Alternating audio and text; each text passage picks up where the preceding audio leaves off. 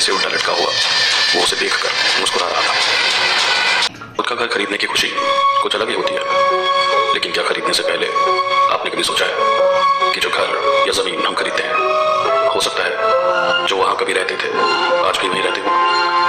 चला कहानियों से जुड़े रहने के लिए मेरे चैनल को सब्सक्राइब करना ना भूलें। है ना बढ़िया मकान। मामा जी ने दरवाजे पर लगा हुआ ताला खोलते हुए विश्वास की ओर देखा। विश्वास ने भी अपना सर हाँ में हिलाया और मामा के पीछे पीछे घर के अंदर दाखिल हो गया। अंदर की दीवारें भी काफी मैली कुचली सी थी।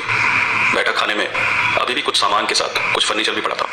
हम जरा गांव के बाजार से होकर आते हैं और रात के खाने का इंतजाम भी तो करना है। तू अंदर से दरवाजा अच्छे से बंद कर लेना, ठीक है? मामा जी के घर से निकलने के बाद विश्वास ने दरवाजा अंदर से बंद किया और चुपचाप कुर्सी पर बैठकर उनके वापस आने का इंतजार करने लगा। घड़ी में देखा तो रात के 9 बज चुके थे, पर आसपास इतना सन्नाटा था कि लगता था कि रात के 1 बज चुके हों। बैठे बैठे विश्वास को बोरियत के मारे नींद सी आने लगी थी और उसे पता ही नहीं चला कब उसकी आंख लग गई। उसकी आंख लगे अभी 15 ही मिनट गुजरे होंगे कि अचानक से ऊपरी मंजिल से आती हुई कुछ आवाजों की वजह से उसकी आंख खुल गई। ऐसा लग रहा था जैसे ऊपर की मंजिल पर कोई चल रहा हो। विश्वास हैरान भी था और थोड़ा सा डरा हुआ भी, क्योंकि पूरे मकान में इस वक्त सिवाय उसके और कोई नहीं था। तो ये आवाजें कैसी थी? अभी वो सोच ही रहा था कि किसी ने दरवाजे पर दस्तक दी। विश्वास को लगा कि शायद मामा जी खाना लेकर वापस आ गए होंगे, लेकिन तभी सीढ़ियों से धीरे धीरे नीचे आती एक औरत पर उसकी नजर गई। नीले रंग की साड़ी और सर पर घूंघट ओढ़े वो औरत धीरे धीरे सीढ़ियों से नीचे आई और विश्वास के बगल से होते हुए ऐसे गुजर गई जैसे उसे विश्वास के वहां होने का कोई एहसास ही ना हो। अरे आप आ गए? आज बहुत देर हो गई आने को। उस औरत ने दरवाजा खोला तो सामने एक 40-45 साल का आदमी खड़ा था। हाँ, आज खेतों में कुछ ज्यादा ही वक्त गया। वो आदमी अपना सर गमछे से पोंछते पोंछते घर के अंदर दाखिल हुआ और विश्वास के बगल वाली कुर्सी पर बैठ गया। अरे सुनती हो, एक गिलास पानी पिला दो और थोड़ा सा गर्म पानी कर दो। बहुत थक गया हूँ, सोचता हूँ थोड़ा नहा लूं। उस औरत की तरह उस आदमी को भी विश्वास के वहां होने का कोई एहसास नहीं था और विश्वास चुपचाप कुर्सी पर बैठकर उन दोनों की बातें सुन रहा था। वहां से उठना तो दूर, भय के मारे उससे हिला भी नहीं जा रहा था, मानो वो कुर्सी पर ही जम गया हो। वो औरत रसोई में से एक गिलास पानी लेकर आई और उसको पीकर वो आदमी गमछा उठाए नहाने के लिए ऊपरी मंजिल पर बने गुसल खाने की ओर बढ़ गया और वो औरत रसोई में जाके खाना बनाने लगी। विश्वास के कुछ भी पल्ले नहीं पड़ रहा था कि ये सब क्या हो रहा है। इससे पहले कि वो कुछ और सोच पाता, घर का मुख्य द्वार एक बार फिर से खुला। इस बार एक बुजुर्ग सा आदमी घर के अंदर दाखिल हुआ, धोती कुर्ता पहने और बगल में झोला लटकाए हुए, आंखों में गोल चश्मे और एक हाथ में बैग लिए हुए। विश्वास को ऐसा लगा कि उस बुजुर्ग से आदमी ने उसको देखकर मुस्कुराया, और वो उसे देखकर नहीं बल्कि विश्वास की कुर्सी के ठीक पीछे खड़ी एक बुजुर्ग महिला को देखकर मुस्कुरा रहा था। वो दोनों बिना कुछ बोले वहां से अंदर कमरे में चले गए। विश्वास डरा हुआ तो था, पर इंसान की उत्सुकता अक्सर उसके डर से ज्यादा प्रबल होती है। तो वो उठा और धीरे धीरे उसी कमरे की ओर बढ़ा। अंदर झांक कर उसने देखा तो वहां पर कोई नहीं था। वहां से वो रसोई की तरफ बढ़ा, पर वहां भी कोई नहीं था और ना ही वहां कोई चूल्हा चल रहा था। पर आश्चर्य की बात थी कि गर्म खाने की खुशबू थी वहां पर। रसोई में खड़े खड़े वो ये सब सोच ही रहा था कि उसे घर के बाहर से किसी के पैरों की आवाज सुनाई दी, जैसे कोई घर की तरफ बढ़ रहा हो। वो फटाफट रसोई से बाहर निकला और घर का दरवाजा खोला। बाहर घर से थोड़ा दूर एक 24-25 साल का लड़का खड़ा हुआ था और वो हाथों के इशारे से विश्वास को अपने पास बुला रहा था। डरा हुआ विश्वास धीरे धीरे घर के बाहर निकला और आहिस्ता आहिस्ता चलते हुए उस लड़के के पास पहुंचा। कौन हो तुम? विश्वास कांपती आवाज में पूछते हुए उस लड़के के करीब गया। उस घर से जितना जल्दी हो सके निकल जाओ, उसने गंभीरता से विश्वास को देखते हुए कहा। वहां मेरी माँ, बाबा, दादा और दादी अब भी मौजूद हैं और वो तुम्हें उस घर में रहने नहीं देंगे। जिसने भी वहां रुकने की कोशिश की है उसका अंत बहुत ही भयानक हुआ है, इसीलिए कह रहा हूँ वक्त रहते निकल जाओ वहां से। उस लड़के ने विश्वास से कहते हुए अपने हाथों से उस घर की तरफ इशारा किया। दूसरी मंजिल की खिड़की पर कुछ परछाइयां नजर आ रही थी। चलो मेरे साथ, तुम्हारा यूं अकेले यहाँ रहना ठीक नहीं है। पर हमारे साथ हमारे मामा जी भी हैं, हम उन्हें यूं अकेला छोड़कर नहीं जा सकते और हम तो तुम्हें जानते भी नहीं हैं। ऐसे कैसे हम तुम्हारे साथ चले जाएं? कहाँ हैं तुम्हारे मामा जी? वो तो गांव के बाजार गए हैं खाना लाने। खाला कुआं गाँव? हाँ। आज उस गाँव में शादी है,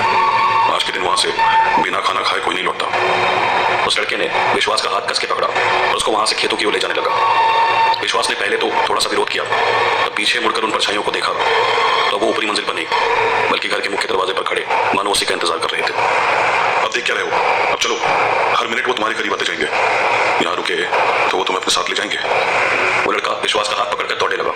विश्वास भी घबराया हुआ था तो उसके साथ हो लिया। भागते भागते दोनों एक पेड़ के नीचे बने छोटे से मंदिर के सामने चक्कर रुक गए। यहाँ बैठ जाओ, तो सूरज उगने तक यहाँ से हिलना भी मत।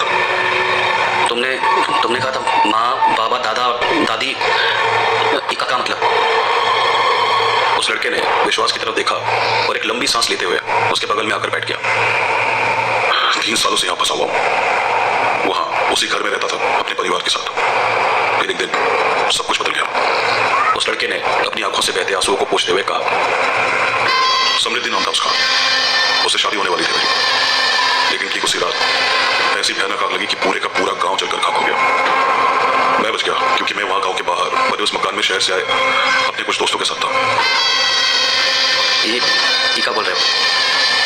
हम खुद अपनी आंखों से देखे थे वो गांव यहाँ आते वक्त, और तुम कह रहे हो कि कोई गांव है ही नहीं।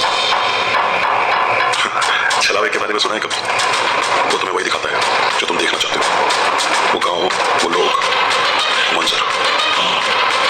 और बताइए ना। अपने इन्हीं हाथों से उनका दाह संस्कार करके आया था। और मौत के कुछ दिन बाद वो सब लौट आए। विश्वास का रोम रोम सिहर उठा था और उसके मामा की चिंता उसे खाई जा रही थी। अब हर रात वो मेरा इंतजार करते हैं कि मैं वहां जाऊं और वो मुझे भी अपने साथ ले जाए। इसीलिए पिछले 3 सालों से यहाँ वहां भटकता फिरता हूं। तो तुम भाग कर नहीं रहे? कोशिश की थी मैं, पर हर बार नाकाम रहा। तुम फिक्र मत करो, वो यहाँ इस मंदिर के पास नहीं आ सकते। हम यहाँ नहीं रुक सकते, हमें अपने मामा जी को ढूंढने जाना है। पागल मत बोलो, यहाँ से हिले भी हमारे जाओगे। वो देखो। विश्वास ने उस ओर देखा तो कुछ कदम दूर कुछ लोग खड़े थे और वो सारे विश्वास को देखकर मुस्कुरा रहे थे। कितनी भयानक मुस्कुराहट थी वो। रात के अंधेरे में चांद की हल्की सी रोशनी में आंखों की एक ओर से दूसरी आंख तक फैले हुए होठों को देखकर कोई भी इंसान सहज जाता। विश्वास ने पलट कर देखा तो वो लड़का वहां नहीं था। बगल में देखा तो वहां पेड़ के नीचे कोई मंदिर भी नहीं था और पीछे वो सारे के सारे मुस्कुराते हुए साए अब धीरे धीरे उसी की ओर बढ़ रहे थे। छलावे के बारे में सुना है कि वो तुम्हें वही दिखाता है जो तुम देखना चाहते हो, और वही सुनाता है जो तुम सुनना चाहते हो। लेकिन उसकी सबसे खास बात मारने से पहले उसे अपने शिकार के साथ खेलने में बड़ा मजा आता है। उसे उसी लड़की की आवाज आई। उसने ऊपर देखा तो ठीक उसके ऊपर पेड़ से उल्टा लटका हुआ वो उसे देखकर मुस्कुरा रहा था। डर से सहमा विश्वास वहां से भागा, पर जाता देखा। मजबूरी में वो फिर से उसी घर में चला गया और अंदर से सारे दरवाजे खिड़कियां कसकर बंद करके भगवान को याद करने लगा कि तभी उसे घर के अंदर से अपनी मामा की आवाज सुनाई दी। कहाँ चला गया था तू? तुझे कितनी बार आवाज भी लगाई? अनजान जगह है, रात में यूं बाहर घूमना ठीक नहीं। पर इस वक्त विश्वास को किसी भी चीज पर यकीन नहीं आ रहा था। अब वहां खड़े हमको देख कर आए, जाओ ऊपर जाके कपड़े बदल ले और फटाफट नीचे आ जा, खाना खाते हैं, बहुत भूख लिया। विश्वास की सांसें तेज चल रही थी। वो अपने मामा से दूरी बनाते हुए धीरे धीरे सीढ़ियों से ऊपर जाने लगा। जब पगला गया था, हमको ऐसे काय दिख रहा है जैसे कि हम कोई भूत हो। ऊपरी मंजिल पर पहुंचकर विश्वास चुपचाप एक कमरे में घुसा और दरवाजा बंद करके अंदर से कुंडी लगा ली।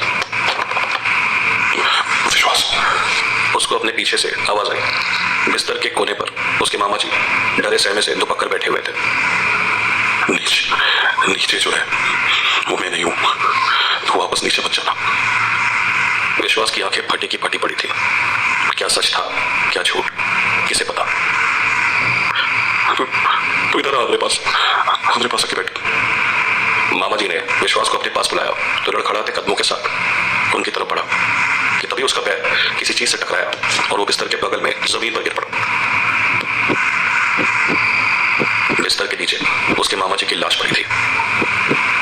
विश्वास की सांसें तो चल रही थी, पर भय से वो इस वक्त किसी मुर्दा के जैसे हो चुका था। तेज चलती सांसों के साथ उसने बिस्तर के ऊपर देखा तो उसके मामा जी वहां बिस्तर पर बैठे उसे देखकर मुस्कुरा रहे थे। नीचे जो है वो मैं नहीं हूँ। तू वापस नीचे मत जा।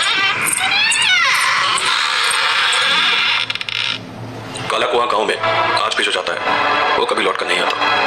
पहले संजय, कबीर और अब विश्वास और उसके मामा। भूले भटके अगर आपको कहीं उस गांव का बोर्ड दिख जाए तो रास्ता बदल लेना, क्योंकि उस गांव में आज भी कई राज ऐसे हैं जिनके बारे में आप ना ही जाने तो अच्छा होगा।